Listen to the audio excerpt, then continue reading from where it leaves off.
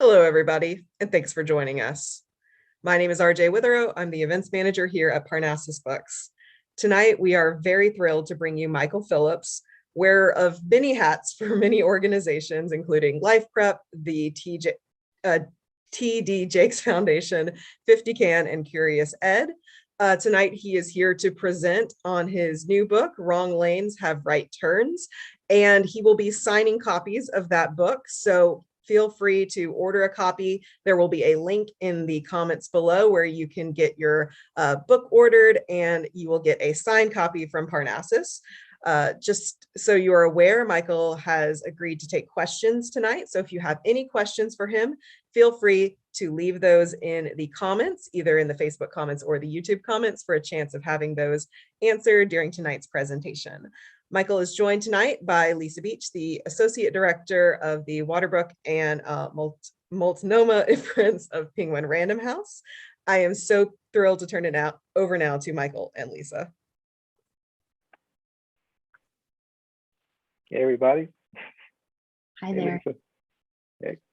Well, Michael, thank you so much for taking time tonight to be with us and to do this event. I know that the crowd is probably super excited to hear from you. I do believe that you have prepared to start off with a reading from your book. So if you could start off with that, that would be wonderful. Absolutely. Thank you to Parnassus for having me, and to everyone that's watching tonight. I'm very excited to share a little bit of this with you. And I'm reading this from the Kindle version of the book, and this is my first time doing it. So if you see a weird smile on my face, it's just because this is a bit surreal for me as a first-time author. So anyway, here we go. Okay. I'm reading from chapter 11, and I start off by saying, I remember standing at the intersection of grief and gratitude as I reflected on how far I had come. The longing that I held as a little boy to help people live better never left me. Years removed from the events that almost derailed my life, I sat at my executive desk feeling lost again. I had a criminal history, but without any criminal record, I was able to climb up the corporate ladder in the automobile industry. I had a wife, 2 beautiful children, and a sprawling home. As grateful as I was for where I had landed, there was grief. I was in the perfect bubble, living in the Midwest, insulated from all the unpleasant experiences that I had become accustomed to. On this particular day, my emotional bubble burst. The inescapable mingling of joy and pain was familiar along my journey, but in this moment, those emotions were prompting me to make a choice. I had mostly stopped talking about my past because I believed, at least on a subconscious level, that I didn't want anyone else to know that I was once in a dark place. Consciously, I knew that something was missing from my life. I carried the feeling of culpability for too long, which left little to no room for me to pick up intentionality in the cause of caring for someone else. As humans, we all carry shame. But I think that shame is prolonged when we refuse to admit our contradictions. We choose to cover them up without embracing the notion that we can be flawed and favored at the same time. Shame is not inherent, though. It is inferiority projected onto us by others. I was feeling unworthy because of my history, and the unconscious cover-up of my shame was potentially worse than my crimes. I was set to live my life while I passed my pain along to another generation. Who wants to live his life as the part posing as the whole? That's how I felt. Incomplete, disingenuous, and disoriented. It wasn't enough for me to be personally free. I needed to confront the harmful systems that were complicit in my trauma, knowing that others were still in harm's way. My redemption story needed both freedom in my personal life and freedom from unjust systems. Yes, I went through great suffering. Many of us do. But I was transformed by great love, and not everyone experiences that. I didn't want to respond to an awakening with a cultural reaction, This was a moment of clarity, and it wasn't about me. I could no longer be selfish with the love and hope I was given. A range of questions raced through my mind. Among them, this question was the most significant. What responsibility did I bear for the structural injustice that I saw? I could not in good conscience ignore the moral obligation to do more for humanity. Our humanity is inextricably linked. How can it not be? Standing in my office with a suit and tie on, the powerful realization of the deep connection we have as human beings became evident through the emotions that were spilling out. Much of what I thought was anger in my younger years was really sadness. I realized it that day because of the sadness that I felt, not for myself, but for the thousands upon thousands who might be suffering like I used to. I was grieving for them. Grief permits us to accept the world's sorrows without searching for culprits or victims, and to recognize the awful truth that all sides are caught up in it. I was falling into the law of my natural arc of life and my own self-interest, forgetting that I was once lonely, tired, and afraid. Similarly, I was caught up in the difficulties of my past. At some point in our lives, we can find ourselves on the side of being either the victim or the culprit. And regardless of which position we're in, we typically are preoccupied with our own preferences. It's when we come to the crossroads that we have to stop. And in that brief moment of pause, we see that we are not the only people who are hurting. On this unusual day, I came to that crossroads. The same day just happened to be the moment I had been waiting for in my career. The president of our company flew in to offer me an executive vice president position with the responsibility of opening up a franchise out west. The offer was magnificent. I asked if I could have the night to think it over because I was still wrestling with the sadness of not laboring for others. So I watched the clock slowly wind toward the morning. I stood still and began to intercede for the helpless. Compassion overwhelmed me. My heart and mind were submerged in a passion to help people live better lives. I made a conscious choice. The next morning, I walked into my boss's office to inform him that I could not accept the promotion, that I was leaving to start a social enterprise in a church. He thought I was crazy. Maybe I was, but I knew I was making the right turn toward helping others. Consciousness, desire, and intentionality are all paramount. They can build or destroy lives. I can no longer afford to leave space for any type of hatred, hurt, or negativity in my emotional real estate. I intentionally chose to spend the rest of my life being a peacemaker, which first began in my heart and mind. My boss asked me how I was going to fund all of this. I said, I'm not sure. That was my immediate response, but I have hope. I have hope. Okay, I'm kind of tearing up here a little, Michael. That was so amazing.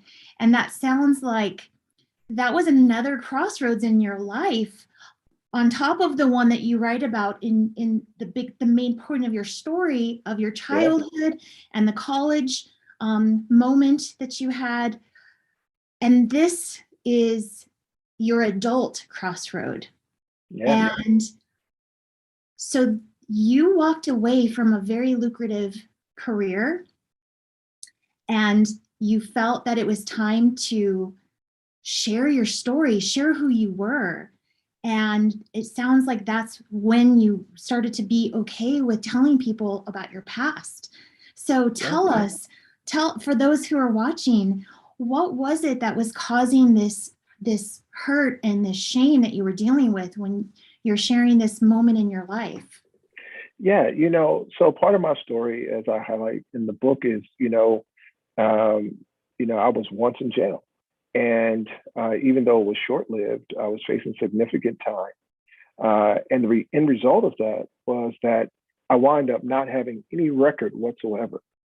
So I didn't have to tell anybody about that history, that part of my life, that dark place in my life. I could have just went on with my life and no one would ever know that that particular aspect or incident in my life took place. They would never know that I was once that guy. And if I would have done that, I think that I would have become more of a thief than I ever was. Because to rob individuals of history robs them of the rich resource of the experience, so that perhaps somebody could learn from it and not go down that road, right? And so here I was, all cleaned up, all shined up, and, with this, wonderful family, completely different life, living out in Ohio and on my way to Phoenix, which I thought, for this job offer, and found myself at this crossroads to say, that's not what I need to do. I should be using the power of this story to help other people. And it was a feeling that I couldn't get away from. It was a calling that I had to answer. It was really a conscious choice to embrace what I believe to be my purpose and how I'm supposed to give my contribution to the world. And so I was able to once again make a right turn. Once again. I love And that. yeah. And, I think many of us, have had to do that throughout our lives. And certainly right now, where many of us are in this particular moment in time, are at similar crossroads. Well, you said that you felt that this was your purpose. And Yeah. you write about your dad a lot in your book, Who Was Your Hero? Yeah. And we know that many things that he told you as a child really propelled you through life, even as an adult. And one of the quotes that you wrote that your dad used to tell you all the time was that nobody has your fingerprint, Michael, and nobody else has your purpose. Yeah. And I feel like that seems to be the message that you keep on telling and that you are wanting to share with the youth and with teenagers and those that are in these situations that maybe they don't feel like they do have purpose, but you're wanting to change that and to show them. And so by being so honest with who and what you dealt with has given them an opportunity to see another person rise above the different choices that were presented to you. Yeah. All of us, whether teen, young adult, adult, have to really embrace the fullness of who we are and what we're created to do and be. And if we don't do that, the problem is that your individual purpose cannot be, retrofitted down into somebody else's life. You were uniquely created, and there are only things that you can do, right? And so once you become aware of that, once you realize that, it changes the game for you. So part of my father's message to me when I was a kid still rings true today for every individual that's walking on the face of this planet, that you're not here by chance. And I think the reason why he wanted to drill that down into me so much is because sometimes life will make you choose preference, right? What is preferred for you over purpose. And so I became, at that crossroads that I just talked about, preoccupied with my preference. This is what I would prefer for my life. This can be my little secret. No one can ever have to know, because I kind of shot to the top in that industry really fast, and I didn't want my history to derail me. But once I embraced that part of my story, that part of my life authentically, I became free. And it has helped a lot of people, and I'm very glad about that. Well, for those that are watching that actually might not even know, what is that other story that we're talking about when you were young and you were a teenager and some things happened in your life that really altered a direction you were heading? Do you want to share a little bit about that? Yeah, well, the biggest thing was my father died. He died when I was 12 years old. And it really shook me. And I know people might be saying that, well, death happens and that sort of thing. But for me, my father was everything. And he was also a preacher. And so my connection to faith was through him. My connection to the world was through him. My identity of who I was becoming was through him. And when he died suddenly, all of that was disrupted. And I then really blamed God for my father leaving the earth.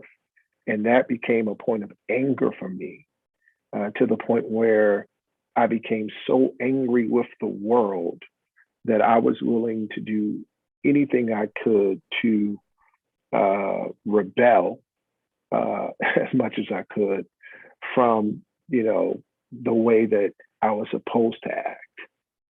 And it made it easy for me to give in to what I was always exposed to anyway.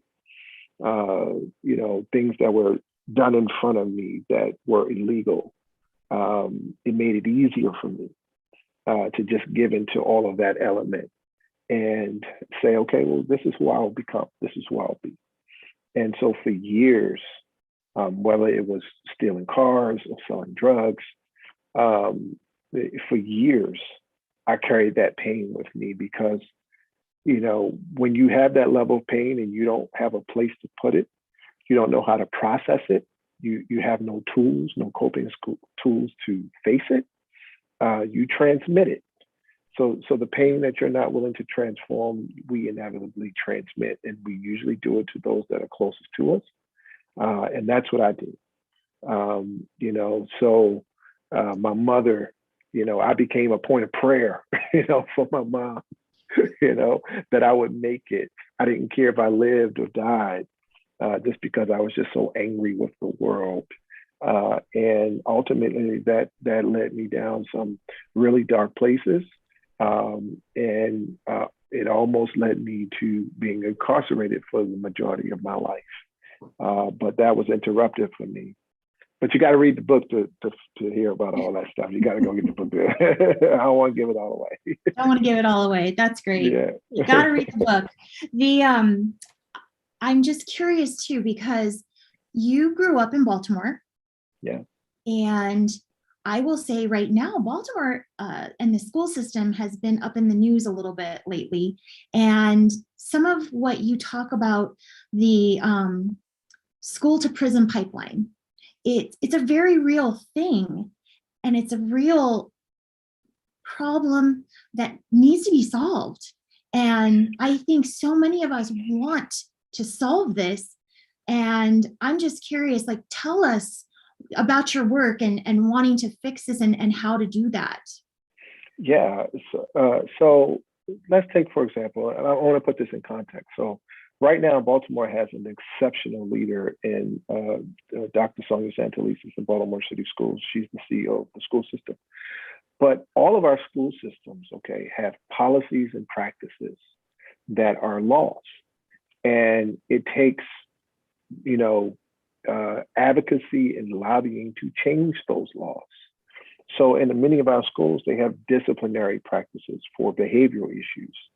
Some of them are zero tolerance policies. So let's just say a kid gets into a fight with somebody, right? Nothing that we want to happen, but let's say that does happen. And the school has a zero tolerance policy. Either that kid is going to get expelled, more than likely.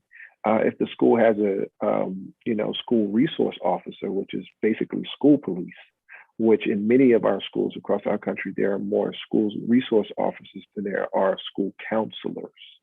Okay. Mm-hmm. So I'm just trying to paint a picture for you, mm-hmm. right? So if you have a child that's dealing with some adverse experience in their life, some a traumatic event that they've had to deal with, death of a loved one, got put out of their house, no food at home, whatever those things might be. And then they come to school, our society says to that child, you need to be prepared for school. When you get here, you got to be ready to learn. Well, they're dealing with a whole lot of stuff that most adults couldn't even cope with, okay? And now all of a sudden, because of this policy that we have, that when that child has an incident in school, they're usually placed in front of that school resource officer, which is the first touch of a criminal justice system, okay? They're usually expelled out of school and often pretty hard for them to get back into any school. Now you've set a trajectory for their child that is what we call the school to prison pipeline. And this is happening as early as kindergarten. I'm not talking about middle school or high school. I'm talking about 6-year-olds and 7-year-olds, okay? That's a problem. Mm-hmm. And so it can be dismantled. It can totally be shut down through policy and practice. So instead of having zero tolerance policies, which I understand why people will come to that conclusion, that's all carrot. That's all stick. That's all punishment.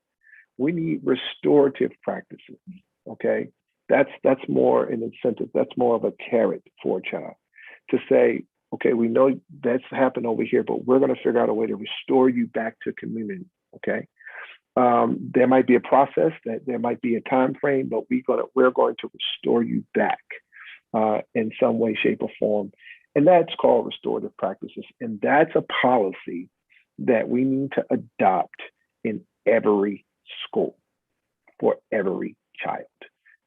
That would completely end the school to prison pipeline, right there, if we just would adopt it. However, in our society, our idea of justice is really, for many of us, about retribution more than it is about restoration. And so my story is not just about, it's amazing to me because, as I've been on this book tour and have done, a ton of interviews and stuff, a lot of people fixate on the drugs and all that stuff. That's great. That's part of my story. But what I'm really talking about is how we can come to these conclusions of an individual, okay, based upon the culture that we have, to say that this person is not redeemable, right? Human lives are redeemable, man. And that's what we really got to come back to in our culture, right? That we're not throwing anybody away, especially our children. Wow. And so we have to do any and everything that we can do to make sure that our children have the best shot possible at becoming productive citizens. I mean, that is interesting to hear you say that there are more of those officers versus counselors in the schools. And especially when we're talking junior high and elementary even, that's kind of shocking. One of our audience questions is that, well, what can we do to help make those changes in our local school systems? I think we all are like, well, what can we do then? Yeah, absolutely. First and foremost, we have so much power, right? The power of parent voice is everything. If we think about this, in business terms, you're the customer, right? You're the customer as a parent. And so a few things that you can do, right? You can be actively involved as a parent to figure out what are the disciplinary practices of your school. That's number one. And then you can use groups like the PTA and, of course, the school board itself to find out whether or not this is detrimental to children in our community, right? Because when I say our children, I'm speaking of all of our children, right? Whether you are Black, white, Asian, Latino, male, female, all of they're our children, right? These are going to be the adults that run the world as we get older, right? So they're ours. And so with that being said, us, the adults right now, can make sure that we know what the disciplinary practices are in our schools. That's number one. Once we find that out, then we need to start asking, okay, what's a better practice for discipline?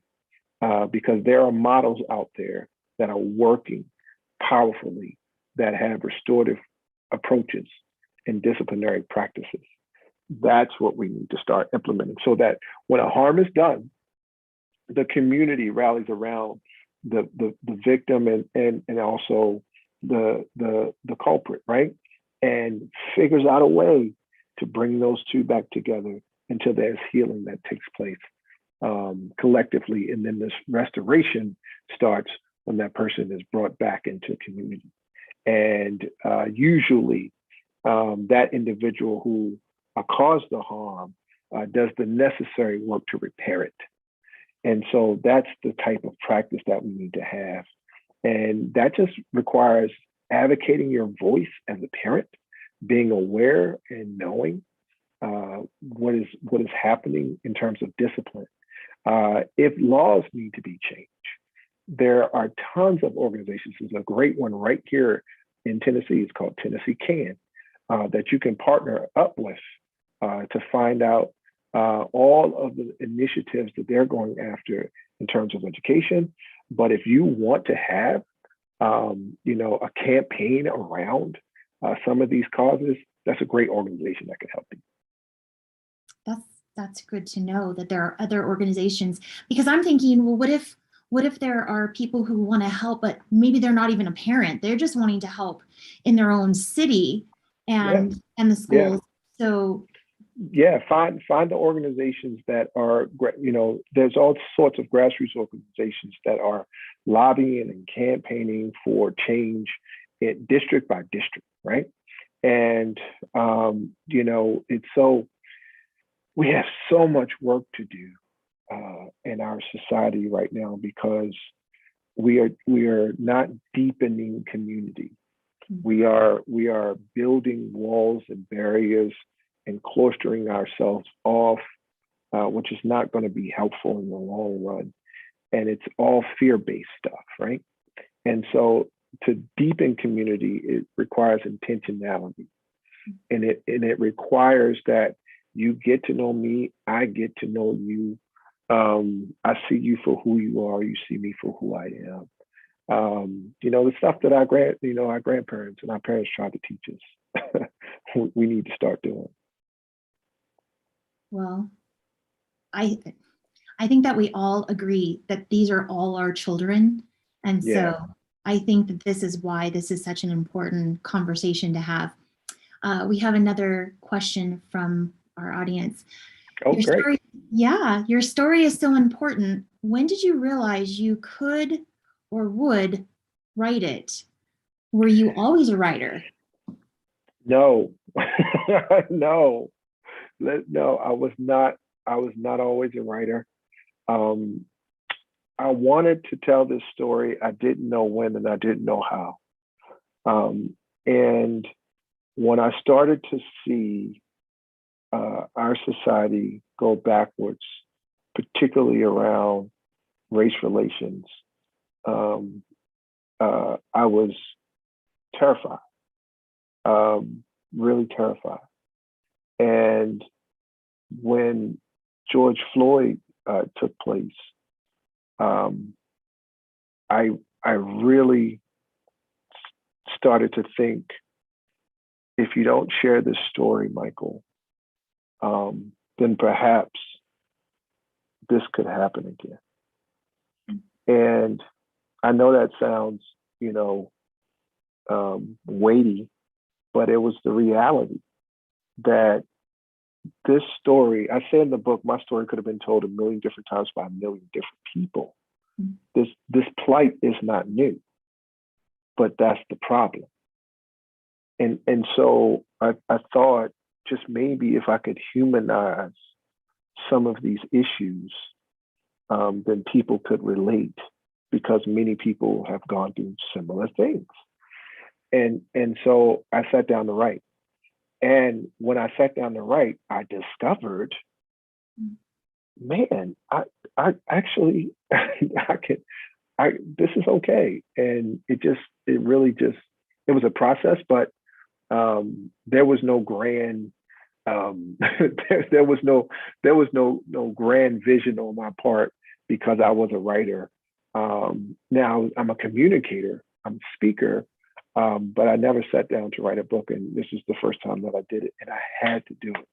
I just had to do it because there's so much connection in our stories and there's so much power in our stories that if we don't share them, we become generational thieves and do cause more collateral damage. And I would rather create collateral hope. And that's why I wrote the story. It's pretty amazing to think the story that you read to us at the very beginning, when you're basically making that first moment, like, okay, I'm going to walk away from this career and I'm going to become a person who's going to share my story and I'm going to work to better those people's lives. And you have a book now. And that probably wasn't even something you thought of No, at the time. not at all. I just want to help people. I just want to help people. That's what I believe my purpose is, right? To help people live better. And whatever medium that comes through, I'm willing to do. In this case, it just so happens to be Wrong Lanes Have Right Turns. And you know, and it is my hope and my prayer that it helps a lot of people to gain understanding, to gain acceptance, to get some clarity on stuff that maybe you wanted to ask somebody that you weren't comfortable asking and you found out in my story. I just want to help you. And certainly I want to help the next generation not have to experience some of the things that we experienced. You share that when you were younger, you didn't see people who look like you in successful careers or had success, so you couldn't see it. And so one of our audience members asked, who are your heroes now? Yeah, that's a great question. So when I was smaller, when I was younger, the people who were successful were mostly athletes or actors, right? And so it was very hard for you to see in your own life, like living next door to you, okay, success in your color. Now today, I have many heroes. And of course, many of them are authors because I had to have mentors in my head through books and things like that. But you know, Nelson Mandela was a huge hero of mine. You know, T.D. Jakes, of course, has become a very instrumental voice in my life as a mentor, and very, very close connection to him, and grateful that we are in each other's lives.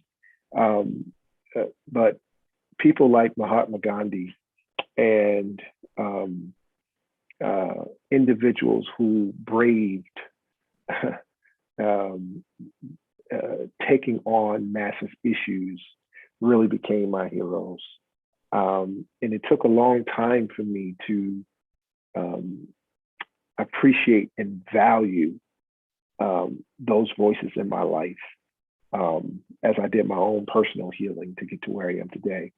But those are the type of people who are my heroes. But I have many of them. I really do. My mom is one of my heroes. This woman is incredible. The things that she accomplished in her lifetime, raising 4 kids on her own after my father died, and keeping it all together and getting us to where we are in life is no small feat.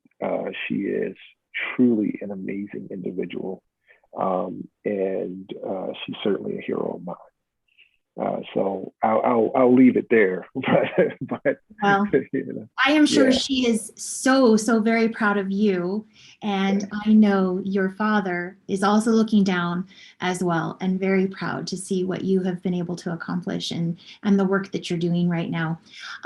One thing that you shared that really is a new question that I'm asking myself as well when we're looking at situations, and it's not how did this happen, but why did this happen? The trauma in yeah, in children. And I yeah, think, wow, when I read that, I was like, that is really a paradigm shift in looking at a situation, and what you were talking about earlier, just about here, maybe some of these children are coming to school with trauma. They're not ready to sit down and learn, and they don't have any way to deal with it. And so, kind of explain, can you just talk a little bit more about that, about the trauma that, and how to really handle something that could be a really hard situation? yeah, yeah. When trauma goes unacknowledged, tragedy goes uninterrupted, because we'll begin to judge what someone does without ever knowing why, right? And when we give those value judgments to, especially to children, we're projecting a thought of what we think they are onto them. And then all of a sudden, that child receives that and believes they're that thing, right? And so for years, it took me a long time to realize that I was not what I did. Mm. Okay, it's what I did. It's not who I am. Okay, I did something, but that doesn't make that my identity. And so when we start looking at our children, and maybe a kid's acting out, maybe they're in a depression, we have to ask, you know what happened to you, right? That's the why part, right? Not it shouldn't be, what's wrong with you. It should be what happened to you. And that doesn't just go for our children, that goes for us too, right?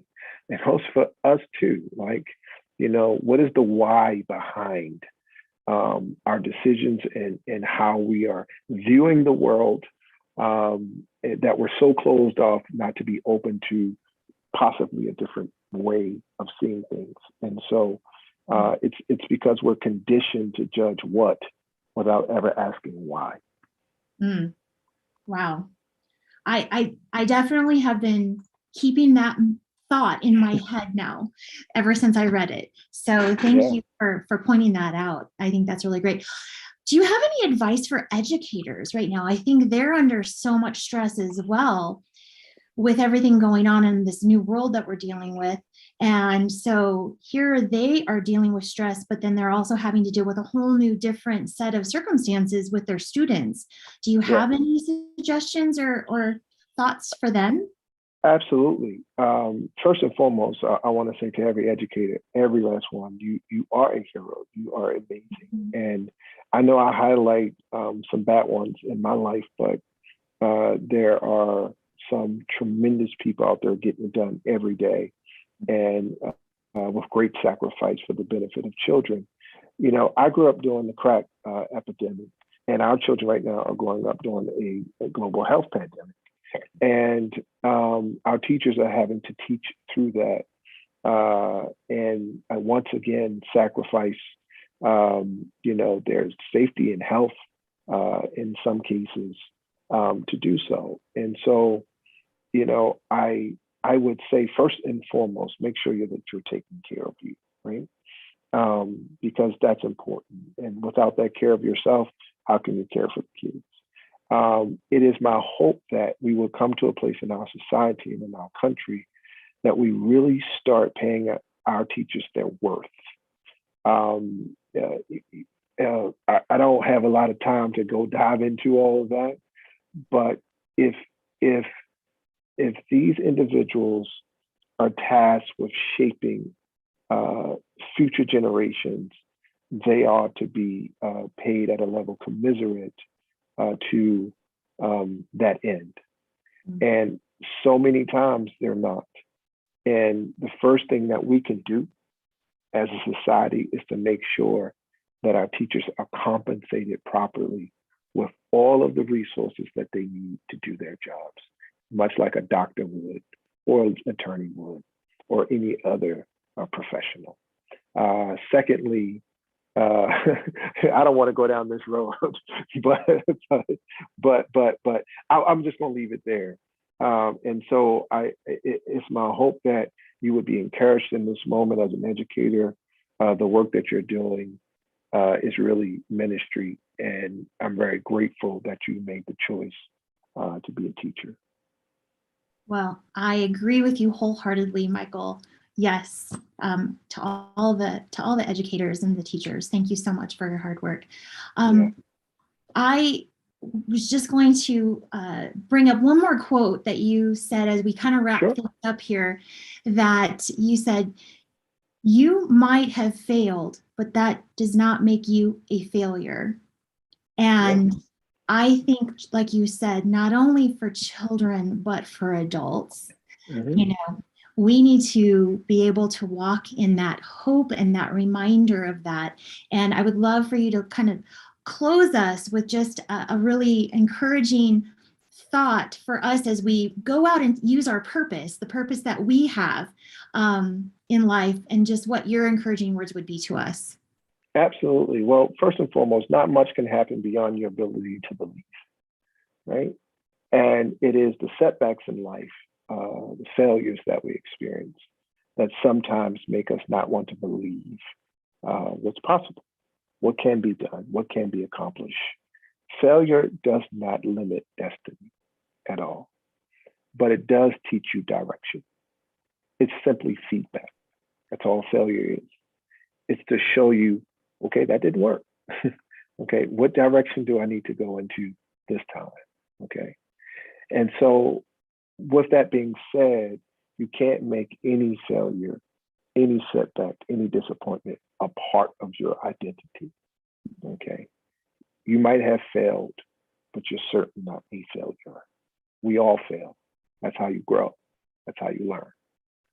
And if you can untie yourself from the concept and idea that you are a failure, what you have to do with it then is take that failure, and you want to chop that failure up and use it as bait, right? You want to use it as bait, right? Because that's how you're going to catch your dream. That's how you're going to catch, what you're going after. Is to go back and say, okay, that didn't work over here, but let me try it this way, and let me tweak it that way, and let me do it like this. Or let me not deal with that person, or let me figure this out over here. That's the real power of failure. It's a tool that you can use to help push you towards your dreams and your goals. And for so long, I felt as though I was a failure because that's what I was told constantly by people. You're going to end up in jail. You're going to be this. You're going to be that. You're going to be that.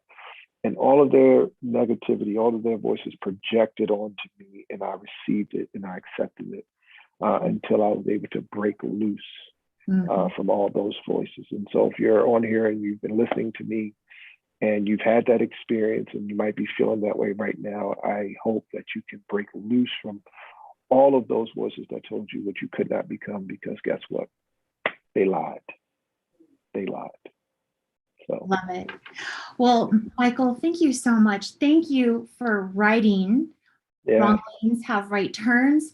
I'm just going to remind the audience, you guys can purchase this from Parnassus to get a signed copy sent to you. Yes. And we would appreciate that so much. And there are so many more stories. There are so many more stories. This is way more packed in here. You definitely kept us hanging, so we have to read the book. So thank you. Thank you again. And thank you for making that choice when you did in your office in that career and said, you know what, but I have hope. And so we have hope too for our society and for our kids. So thank you so much. It's been a pleasure. Thank you, Lisa, for this tonight. And thank you to Parnassus. And I'm looking forward to signing those books. So go to Parnassus and get your copy. Very good. Good night, everybody. Good night.